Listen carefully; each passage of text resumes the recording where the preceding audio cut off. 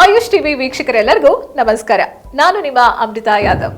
Fit boss recap ಕಾರ್ಯಕ್ರಮಕ್ಕೆ ತಮ್ಮೆಲ್ಲರಿಗೂ ಪ್ರೀತಿಯ ಸ್ವಾಗತ. ವೀಕ್ಷಕರೇ, ಫಿಟ್ ಬಾಸ್ 21 ಚಾಲೆಂಜ್ನ ಮುಗಿಸ್ಕೊಂಡು ನಮ್ಮ ಎಲ್ಲ ಕಂಟೆಸ್ಟೆಂಟ್ ಅವರ ನಾರ್ಮಲ್ ಲೈಫ್ಗೆ, ಯೂಶುವಲ್ ರುಟೀನ್ಗೆ ವಾಪಸ್ಸಾಗಿದ್ದಾರೆ. ಆದರೆ ಅವರ ಲೈಫ್ ಇವಾಗ ಯಾವ ರೀತಿ ಚೇಂಜಸ್ನ ಪಡ್ಕೊಂಡಿದೆ ಅಂತ ತಿಳ್ಕೊಳ್ಳೋದಕ್ಕೆ ನಮಗಂತೂ ಕ್ಯೂರಿಯಾಸಿಟಿ ಇದೆ. ಹಾಗಾಗಿನೇ ಈ ಒಂದು ಕಾರ್ಯಕ್ರಮವನ್ನು ನಿಮ್ಮ ಮುಂದೆ ತರ್ತಾ ಇದ್ದೀವಿ. ಹಾಗಾದರೆ ಇವತ್ತಿನ ಎಪಿಸೋಡಲ್ಲಿ ನಮ್ಮ ಜೊತೆ ಯಾರು ಇರ್ತಾರೆ ಅಂತ ನೋಡೋಣ ಬನ್ನಿ. ಹಾಯ್, ನಮಸ್ತೆ. ನನ್ನ ಹೆಸರು ಹರ್ಷಿತಾ ಅಂತ. ಬೇಸಿಕಲಿ ನಾನು ಬ್ಯಾಂಗ್ಳೂರಲ್ಲಿ ಹುಟ್ಟು ಬೆಳೆದಿರೋ ಹುಡುಗಿ. ನನ್ನ ಸ್ಕೂಲ್ ಡೇಸ್ ಎಲ್ಲ ಬ್ಯಾಂಗ್ಳೂರಲ್ಲಿ ಕಳೆದಿದ್ದು. ನಾನು ಇವಾಗಿನ ತನಕ ಜೀವನ 99.9% ಬೆಂಗಳೂರಲ್ಲೇ ಕಳೆದಿರೋ ಹುಡುಗಿ, ಕರ್ನಾಟಕದಲ್ಲಿ.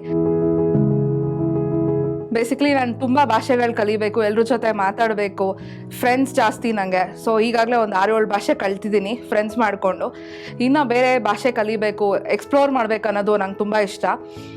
ಸೊ ನನಗೆ ನನ್ನ ಸಿದ್ಧಾಂತ ಒಂದೇ, ನಮ್ಮಪ್ಪ ಹೇಳ್ಕೊಟ್ಟಿರೋದು ಒಂದೇ, ಯಾವುದಕ್ಕೂ ಯಾರ ಮೇಲೂ ಡಿಪೆಂಡ್ ಆಗಬಾರ್ದು, ಇಂಡಿಪೆಂಡೆಂಟಾಗಿ ಇರಬೇಕು. ಹುಡುಗಿ ಅನ್ನೋದು ಮನಸ್ಸಲ್ಲಿ ಇಟ್ಕೊಂಡು ಮನೇಲಿ ಆಗಿನ ಕಾಲದಲ್ಲಿ ಇತ್ತು ಆ ಥರ, ಲೈಕ್ ಆಚೆ ಬಿಡೋಕ್ಕೆ ತುಂಬ ಹೆದರ್ಕೊಳ್ತಾ ಇದ್ರು ಪೇರೆಂಟ್ಸು. ಅಂಥದ್ರಲ್ಲಿ ನಮ್ಮಪ್ಪ ಎಲ್ಲ ಮಾಡಬೇಕು, ನಿಂಗೆ ಏನೇನು ಇಷ್ಟ ಇದೆ ಎಲ್ಲ ಮಾಡು, ಎಲ್ಲ ಥರ ಸುತ್ತಾಡು, ನಿನ್ಗೇನು ಎಲ್ಲ ಥರ ಇರಬೇಕು, ನಾಳೆ ದಿನ ಯಾರೂ ಇಲ್ಲದೆ ನಾನು ಬದುಕ್ತೀನಿ ಅನ್ನೋ ಥರ ನನ್ನ ಜೀವನ ಕಳಿಬೇಕು ಅಂತ ತುಂಬ ಹೇಳ್ಕೊಟ್ಟಿದ್ದಾರೆ ನಮ್ಮಪ್ಪ. ಸೊ ಅವ್ರು ಇವಾಗಿಲ್ಲ, ಅದೊಂದು ತುಂಬ ದುಃಖಕರ ವಿಷಯ ನನಗೆ.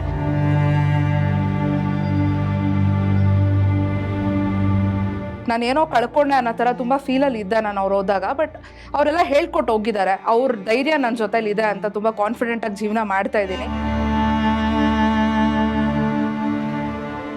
ಸೊ 2020 ನನ್ನ ಮದುವೆ ಆಗತ್ತೆ.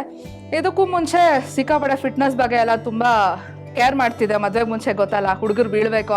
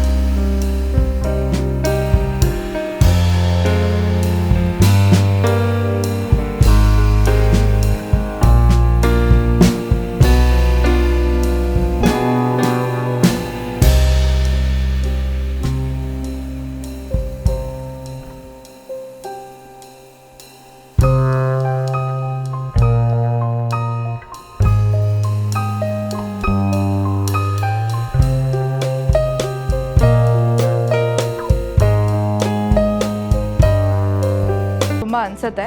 ನಾನು ಇಲ್ಲಿಗೆ ಒಂದು ಉದ್ದೇಶದಿಂದ ಬರ್ತಾ ಇದ್ದೀನಿ. ಸೊ ಆ ಉದ್ದೇಶನ ಪ್ರತಿ ಕ್ಷಣ ನನ್ನ ಮೈಂಡಲ್ಲಿ ಇಟ್ಕೊಂಡಿರ್ತೀನಿ. ಸೊ ಹಾಗಾಗಿ ನಾನು ಗೆಲ್ತೀನಿ, ನಾನು ಗೆದ್ದು ತೋರಿಸ್ತೀನಿ, ನನ್ನ ಲೈಫ್ ಒಂದು ಎಕ್ಸಾಂಪಲ್ ಆಗುತ್ತೆ ಅಂತ ನಾನು ತುಂಬ ಖುಷಿಯಿಂದ ಎಲ್ರಿಗೂ ಹೇಳ್ತಾ ಇದ್ದೀನಿ. Fit boss. ನೋಡಿದ್ರಲ್ಲ ವೀಕ್ಷಕರೇ, ಇವತ್ತಿನ ಶೋ ಅಲ್ಲಿ ನಮ್ಮ ಜೊತೆ ಮುದ್ದು ಹರ್ಷಿತಾ ಅವರಿದ್ದಾರೆ. ಅವ್ರನ್ನ ಮೊದಲಿಗೆ ಕಾರ್ಯಕ್ರಮಕ್ಕೆ ವೆಲ್ಕಮ್ ಮಾಡೋಣ. ನಮಸ್ತೆ ಹರ್ಷಿತಾ ಅವರೇ, ಹೇಗಿದ್ದೀರಾ? ನಾನ್ ಚೆನ್ನಾಗಿದ್ದೀನಿ, ನೀವ್ ಹೇಗಿದ್ದೀರಾ? ಸೂಪರ್ ಆಗಿದ್ದೀನಿ. ನೋಡಿ, ನೀವನ್ನ ನೋಡ್ತಾ ಇದ್ರೇನೆ ನಮಗೆ ಖುಷಿ ಆಗ್ತಾ ಇರುತ್ತೆ ಅಲ್ವಾ? ಯಾವಾಗ್ಲೂ ಸ್ಮೈಲಿಂಗ್ ಅಲ್ಲಿ ಇರ್ತೀರಾ. ಲೈಫ್ ಹೇಗಿದೆ, ನೀವ್ ಹೇಗಿದ್ದೀರಾ? ಫಿಟ್ ಬಾಸ್ ಬಿಫೋರ್ ಫಿಟ್ ಬಾಸ್ಗೂ ಆಫ್ಟರ್ ಫಿಟ್ ಬಾಸ್ಗೂ ನಿಮ್ಮ ಲೈಫಲ್ಲಿ ಏನೆಲ್ಲ ಚೇಂಜಸ್ ಆಗಿದೆ? ಹೇಳಬೇಕಂದ್ರೆ ಲೈಫಲ್ಲಿ ತುಂಬ ಡ್ರಾಸ್ಟಿಕ್ ಚೇಂಜ್ ಅಂತೂ ಇದೆ. ಯಾಕೆಂದರೆ ಲೈಕ್ ನಾರ್ಮಲಾಗಿ ಯಾವಾಗಲೂ ನ್ಯೂ ಇಯರ್ ರೆಸಲ್ಯೂಷನ್ ಅಂದ್ಬಿಟ್ಟು ಜಿಮ್ಗೆ ದುಡ್ಡು ಪೇ ಮಾಡೋದು, ಹೋಗಲ್ಲ ಕರೆಕ್ಟಾಗಿ, ಅದೇ ಥರ ಆಗ್ತಾಯಿತ್ತು. ಬಟ್ ನಾವು ಫಿಟ್ ಬಾಸ್ಗೆ ಬರೋಕ್ಕೆ ಮುಂಚೆ 21 ಡೇಸ್ ನಮ್ಮ ಲೈಫಲ್ಲಿ ಇಷ್ಟೊಂದು ಚೇಂಜ್ ತರುತ್ತಾ ಅನ್ನೋ ಥರ ಒಂದು ಡೌಟ್ ಇತ್ತು ಮೈಂಡಲ್ಲಿ. ಆಬ್ಸಲ್ಯೂಟ್ಲಿ ತುಂಬಾ ಅದು ಹೇಳ್ತಾರಲ್ಲ ಅವರು ನಮಗೆ ಯಾಕೆ 21 ಡೇಸ್ ಅನ್ನೋ ಕ್ವೆಶನ್ ನಮಗಿತ್ತು. 21 ಡೇಸ್ ಯಾವುದೇ ಒಂದು ಐ ಮೀನ್ ರಿಚುವಲ್ನ ಫಾಲೋ ಮಾಡಿದ್ರೆ ಅದು ಲೈಫ್ ಲಾಂಗ್ ಕ್ಯಾರಿ ಆಗುತ್ತೆ ಅಂತ ಹೇಳ್ತಾರಂತೆ. ಸೊ ಅದಕ್ಕೋಸ್ಕರ ನಮ್ಮ ಕಾರ್ಯಕ್ರಮನ 21 ಡೇಸ್ಗೆ ಮಾಡಿದರು. ಸೊ ಅದಾದಮೇಲೆ ನಾರ್ಮಲಾಗಿ ತುಂಬಾ ಡಿಫ್ರೆನ್ಸ್ ಇತ್ತು. ಅಲ್ಲಿಂದ ಬಂದಿದ್ದ ಕೂಡಲೇ ತುಂಬ ಡಿಫ್ರೆನ್ಸ್ ಇತ್ತು. ವೆಯ್ಟಲ್ಲಾಗಲಿ ಮತ್ತು ಫೇಸಲ್ಲಿ ಗ್ಲೋ ಆಗಲಿ ತುಂಬಾ ಚೆನ್ನಾಗಿತ್ತು. ನಾವು ಎಕ್ಸ್ಪೆಕ್ಟ್ ಮಾಡಿರಲಿಲ್ಲ ಅಷ್ಟೊಂದು ಚೇಂಜ್ ಬರುತ್ತೆ ಅಂದ್ಬಿಟ್ಟು. ಬಟ್ ಅಷ್ಟೇ ಹಾರ್ಡ್ ವರ್ಕು ಮಾಡಿದ್ವಿ ನಾವಲ್ಲಿ. ಅದಾದಮೇಲೆ ಬಂದು ಆಲ್ಮೋಸ್ಟ್ ಅದನ್ನೇ ಕಂಟಿನ್ಯೂ ಮಾಡ್ತಾ ಇದ್ದೀವಿ. ಏನಂದರೆ ಸ್ವಲ್ಪ ಫುಡ್ ಇಂಟೆಕ್ ಇದೆ, ಬಟ್ ಅದಕ್ಕೆ ತುಂಬ ಮುಂಚಿನ ಥರ ಮಾಡೋಕ್ಕಾಗ್ತಿಲ್ಲ. ಬಿಕಾಸ್ ಬಾಡಿ ಆಲ್ರೆಡಿ ಅಲ್ಲಿನ ಇದಕ್ಕೆ ಅಡ್ಜಸ್ಟ್ ಆಗಿರೋದ್ರಿಂದ ನಾವು ಮತ್ತೆ ಅದನ್ನೇ ಸ್ವಲ್ಪ ಮೇಂಟೈನ್ ಮಾಡ್ಕೊಂಡು ಹೋಗ್ತಾ ಇದ್ದೀವಿ. ಓಕೆ, ಅಂದರೆ ಈ ಎಷ್ಟೆಲ್ಲ ನೀವು ಚೇಂಜಸ್ ಅಥವಾ ಒಂದು ಅಲ್ಲಿಂದ ಕಲ್ತಿದ್ದೀರಾ ಅಂತ ಹೇಳಿದ್ರಿ ಅಲ್ವಾ. ಬಟ್ ಅವಾಗಿಗೂ ಇವಾಗಿಗೂ ಕಂಪೇರ್ ಮಾಡಿದ್ರೆ ಒಂದು ದೊಡ್ಡ ಮಟ್ಟದ ಬದಲಾವಣೆ ಅಂತ ಏನಾದರೂ ಆಗಿದ್ರೆ ಅದು ಯಾವುದಾಗಿರುತ್ತೆ? ಆ್ಯಕ್ಚುಲಿ ಅದು ಹೇಳ ಹ್ಯಾಬಿಟ್ಸಲ್ಲಿ ಮತ್ತು ಒಂದು ಪಂಕ್ಚುಯಾಲಿಟಿ ಇರ್ಬೋದು, ಟೈಮ್ ಸೆನ್ಸ್ ಇರ್ಬೋದು, ಮತ್ತು like health concept, food intake, ಮತ್ತು ಜಂಕ್ ಫುಡ್ಸ್ ಅವಾಯ್ಡ್ ಮಾಡೋದು. ಏನೇ ಒಂದು ತಿನ್ಬೇಕಾದ್ರೂ ಅಯ್ಯೋ ಇದರಲ್ಲಿ ಎಷ್ಟು ಕ್ಯಾಲೋರೀಸ್ ಇರುತ್ತೋ ಅನ್ನೋ ಥರ ಒಂದು ಭಯ ಆಗುತ್ತೆ. So that is what is mean. Okay, ಹಾಗೆ ನಿಮ್ದು ಒಂದು ಕಂಪ್ಲೇಂಟ್ ಇದೆ ನಿಮ್ಮ ಬಗ್ಗೆ. ನೀವು ಪಾಪ ಮಹೇಶ್ ಅವ್ರನ್ನ ತುಂಬ ಕಂಟ್ರೋಲ್ ಮಾಡ್ತೀರಾ ಅಂತ ಒಂದು ಕಂಪ್ಲೇಂಟ್ ಇದೆ. ಅದರಲ್ಲಿ ಏನು ಬದಲಾವಣೆ ಆಗಿದೆ ಈಗ? ಆಬ್ವಿಯಸ್ಲಿ ಕಂಟ್ರೋಲ್ ಮಾಡಲೇಬೇಕು. ಸೊ ಕಂಟ್ರೋಲ್ ಅಂತಂದರೆ ಈಗ ಅವರೂ ಫುಡ್ ಎಲ್ಲ ಅಲ್ಲಿ ಹೆಂಗೆ ಮಾಡ್ತಿದ್ವಿ ಹಾಗೆ ಮಾಡ್ತಿದ್ದೀವಿ. 1 ಟೈಮ್ ಫುಡ್ ತೊಗೊಳ್ತಿದ್ವಿ. ಸೊ ಅದರ್ 2 ಟೈಮ್ಸ್ ಬರೀ ಸ್ಯಾಲಡ್ಸು ಆ ಥರ ಆಫೀಸ್ಗೂ ಅದನ್ನೇ ಕೊಟ್ಟು ಕಳಿಸ್ತಾ ಇದ್ದೀನಿ. ಬರೀ ಆಫ್ಟರ್ನೂನ್ ಮಾತ್ರ ಚಪಾತಿ ತೊಗೊಳ್ತಾರೆ ಅಷ್ಟೇ. ಅದು ಬಿಟ್ಟರೆ ವೀಕ್ಲಿ ಯಾವಾಗಾದರೂ ಒನ್ಸ್ ರೈಸ್ ಏನಾದರೂ ತೊಗೊಳ್ತಾರೆ ಅಷ್ಟೇ. ಓಕೆ, ಈಗ ನಿಮ್ಮ ವೆಯ್ಟಲ್ಲಿ ಏನು ಡಿಫ್ರೆನ್ಸ್ ಆಗಿದೆ? ಜಾಸ್ತಿ ಆಗಿದೆಯಾ, ಕಮ್ಮಿ ಆಗಿದೆಯಾ, ಅಷ್ಟೇ ಇದೆಯಾ? ಆ್ಯಕ್ಚುಲಿ ಆಬ್ವಿಯಸ್ಲಿ ಜಾಸ್ತಿ ಆಗುತ್ತೆ. ಬಿಕಾಸ್ ಅಲ್ಲಿ ತುಂಬ ರಿಸ್ಟ್ರಿಕ್ಟೆಡ್ ಡಯಟ್ ಇತ್ತು, ಮತ್ತು ಸಾಲ್ಟ್ ಇಂಟೇಕ್ ಇರಲಿಲ್ಲ, ಪ್ಯೂರ್ಲಿ ಸಾಲ್ಟ್ಲೆಸ್ ಡಯಟ್ ಇತ್ತು. ಸೊ ಆಲ್ಮೋಸ್ಟ್ ಒಂದು 2.8 ಗ್ರಾಮ್ಸ್ ಏನೋ 2 kgs 800 ಗ್ರಾಮ್ಸ್ ಏನೋ ಇನ್ಕ್ರೀಸ್ ಆಗಿದೆ. ಮೇ ಬಿ ಅದು ಪ್ರಾಬಬ್ಲಿ ವಾಟರ್ ರೀಟೇಕ್ ಆಗುತ್ತಲ್ಲ, ಸೊ ಅದು ಮೇ ಬಿ ಅದಿರ್ಬೋದು ಅಂತ ಅನ್ಸುತ್ತೆ ಅಷ್ಟೇ. ಓಕೆ, ಅದ್ರ ಬಿಟ್ರೆ ತುಂಬಾ ಡಿಫ್ರೆನ್ಸ್ ಏನೂ ಇಲ್ಲ. ಹರ್ಷಿತಾ ಅವರೇ, ಈಗ ಒಂದು ಸೆಗ್ಮೆಂಟ್ ಇರುತ್ತೆ, ಅದರ ಹೆಸರು ಕ್ವಿಕ್ ಅಂಡ್ ಸ್ಟ್ರೇಟ್ ಅಂತ. ಇಲ್ಲಿ ಒಂದಷ್ಟು ಕ್ವೆಶನ್ಸ್ ಕೇಳ್ತೀವಿ, ಅದಕ್ಕೆ ಅಲಾಂಗ್ ವಿತ್ ಎಕ್ಸ್ಪ್ಲನೇಷನ್ ನೀವು ಆನ್ಸರ್ ಮಾಡಬೇಕು. ರೆಡಿ ಇದ್ದೀರಾ? ಓಕೆ, ಮೊದಲನೇ ಪ್ರಶ್ನೆ, ನಿಮಗೆ ಫಿಟ್ ಬಾಸ್ನಲ್ಲಿ ಬಿಗ್ಗೆಸ್ಟ್ ಕಾಂಪಿಟೇಟರ್ ಅಥವಾ ಇವರಿಂದ ನನಗೆ ಟಫ್ ಕಾಂಪಿಟೇಷನ್ ಇತ್ತಪ್ಪ ಅಂತ ಅನಿಸಿದ್ದು ಯಾರ ಬಗ್ಗೆ? ಸೊ ಟಫ್ ಕಾಂಪಿಟೇಷನ್ ಅಂತ ಅಂದರೆ ಒಂದು ಸೌಮ್ಯ. ಬಿಕಾಸ್ ತುಂಬ ಸತಿ ಅವರು ಗೇಮ್ ಆಡಿದಾಗ ಟಾಸ್ಕ್ ಇದ್ದಾಗೆಲ್ಲ ಸ್ವಲ್ಪ ಕಾಲು ಉಳುಕಿದಾಗಲಿ ಎಷ್ಟೊಂದು ಸಿಚುವೇಶನ್ಸಲ್ಲಿ ಅವ್ರು ಗಿವ್ ಅಪ್ ಮಾಡಿಲ್ಲ. ಅವ್ರಿಗೆ ಫೀವರ್ ಇದ್ದರೂ ಕೂಡ ಅವ್ರು ಯೋಗಾನೂ ಒಂದಿನಾನು ಮಿಸ್ ಮಾಡಿ, ನಾವು ಹೇಳ್ತಾ ಇದ್ವಿ ಬೇಡ ರೆಸ್ಟ್ ತೊಗೊಳ್ಳಿ ಅಂತ, ಬಟ್ ಅವ್ರು ಯಾವತ್ತೂ ಅದನ್ನು ಐ ಮೀನ್ ಒಂದು ಚಾನ್ಸಾಗಿ ತೊಗೊಳ್ದೆ ಎಲ್ಲ ಸೆಷನ್ಸೂ ಅವ್ರು ಕರೆಕ್ಟಾಗಿ ಅಟೆಂಡ್ ಮಾಡ್ತಾಯಿದ್ರು. ಸೊ ಅದೊಂದು ರಿಯಲ್ ಮೋಟಿವೇಶನ್ ಅಂತ ಅನ್ಸುತ್ತೆ. So she is my tough competitor. Okay, ಮತ್ತು ಅವ್ರನ್ನ ಬಿಟ್ಟು ನನಗೆ ನನ್ನ ಹಸ್ಬೆಂಡ್ ಕೂಡ ಕಾಂಪಿಟೇಟರ್ ಅಂತ ಒಂದ್ಸಲ ಮೆನ್ಷನ್ ಮಾಡಿದ್ರಿ, ಅದ್ರ ಬಗ್ಗೆ ಏನು ಹೇಳ್ತೀರಾ? ಅದೇ ಆ ಕಾಂಪಿಟೇಷನಲ್ಲಿ ಅಂತಂದರೆ ಲೈಕ್ ಅವರು 8.9 ಏನೋ ಲಾಸ್ ಮಾಡಿದ್ರು ವೆಯ್ಟು. ನಂದು ಆಲ್ಮೋಸ್ಟ್ ಒಂದು 300 ಗ್ರಾಮ್ಸ್ ಕಡಿಮೆ ಇತ್ತು.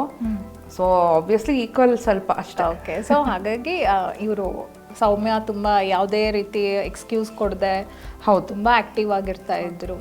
ಓಕೆ, ನೆಕ್ಸ್ಟ್ ಕ್ವೆಶ್ಚನ್, ತುಂಬ ಲೇಝಿ ಅಂತ ಅನಿಸಿದ್ದು ಯಾರು? ತುಂಬ ಲೇಝಿ ಅಂತ ಅನಿಸಿದ್ರೆ ಆ್ಯಕ್ಚುಲಿ ಅಲ್ಲಿ ನಾವು ಲೇಝಿ ಆಗಿದ್ರು ಎಲ್ಲ ಓಡಿಸ್ತಾ ಇದ್ರು, ನಾವು ಯೋಗ ಎಸ್ಕೇಪ್ ಆಗಿ. ಆದರೂ ಲೈಕ್ ಮೇ ಬಿ ನನ್ನ ಹಸ್ಬೆಂಡ್ ಅನ್ಸುತ್ತೆ, ಬಿಕಾಸ್ ಅವ್ರಿಗೆ ಫೀವರ್ ಬಂದಿತ್ತು ಮಧ್ಯದಲ್ಲಿ. ಸೊ 5 days ಏನೋ ಅವ್ರು ಯೋಗ ಅಟೆಂಡ್ ಮಾಡಿರಲಿಲ್ಲ. ನಾನು ಬೈತಾ ಇದ್ದೆ, ರೀಸನ್ಸ್ ಕೊಡಬೇಡ, ಬಂದು ಅಟೆಂಡ್ ಮಾಡು ಅಂತ. ಮೇ ಬಿ ಆ ಒಂದು ರೀಸನ್ಗೋಸ್ಕರ ಲೇಝಿ ಅಂತ ಹೇಳ್ತಿದ್ದೀರಾ. ನೋಡೋಣ ಅವ್ರೇನು ಹೇಳ್ತಾರೆ ಆಮೇಲೆ. ಓಕೆ, ಫನ್ನಿಯೆಸ್ಟ್ ಅಂತ ಅನ್ಸಿದ್ಯಾರು? Funniest obviously Sumanth. ಯಾಕೆ? ಬಿಕಾಸ್ ಆ ಮನುಷ್ಯ ಹೇಗೆ ಅಂತಂದರೆ ಲೈಕ್ ತಾನೂ ಖುಷಿಯಾಗಿ ಇದ್ಕೊಂಡು ಸುತ್ತಮುತ್ತ ಎಲ್ಲರೂ ಜೋಕ್ ಮಾಡಿಕೊಂಡು ಎಲ್ಲರೂ ಅಟ್ಲೀಸ್ಟ್ ನಗ್ಸೋ ಪ್ರಯತ್ನ ಮಾಡ್ತಾಯಿದ್ರು. ಪ್ಲಸ್ ವಿನಯ್ ತುಂಬಾ ಚೆನ್ನಾಗಿ ನೋಡ್ಕೊಳ್ತಿದ್ರು. ಒಂದು ರೆಸ್ಪೆಕ್ಟ್ ಆಗಲಿ, ಅವರು ನಗಿಸ್ತಾ ಇದ್ದಿದ್ದಾಗಲಿ ತುಂಬ ಒಂದು ನಮ್ಮ ಹೇಳ್ಕೊಡೋರು, ಹೀಗಲ್ಲ ಹೀಗೆ ಅಂತ ತುಂಬ ಕಲ್ತಿದ್ದೀನಿ ವಿನಯಿಂದ. ಓಕೆ, ಸುಮಂತ್ ಆ್ಯಂಡ್ ವಿನಯ್ ನಿಮಗೆ ಫನ್ನಿ ಅಂತ ಅನಿಸಿದ್ದು. ಓಕೆ, ತುಂಬ ಶಾರ್ಟ್ ಟೆಂಪರ್ಡ್ ಅಂತ ಅನಿಸಿದ್ಯಾರು?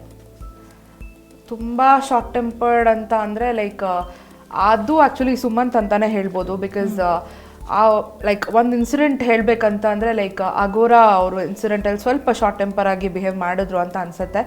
ಮೇ ಬಿ ಅವ್ರ ಹೆಸರು ತೊಗೊಂಡಿದ್ದರಿಂದ ಅವ್ರಿಗೆ ಟ್ರಿಗರ್ ಆಗಿರ್ಬೋದೇನೋ, ಬಟ್ ಆ ಮೂಮೆಂಟಲ್ಲಿ ಅವ್ರು ತುಂಬ ಪರ್ಸ್ನಲ್ ಆಗಿ ತೊಗೊಂಡು ರಿಯಾಕ್ಟ್ ಮಾಡಿದ್ರು ಅಂತ.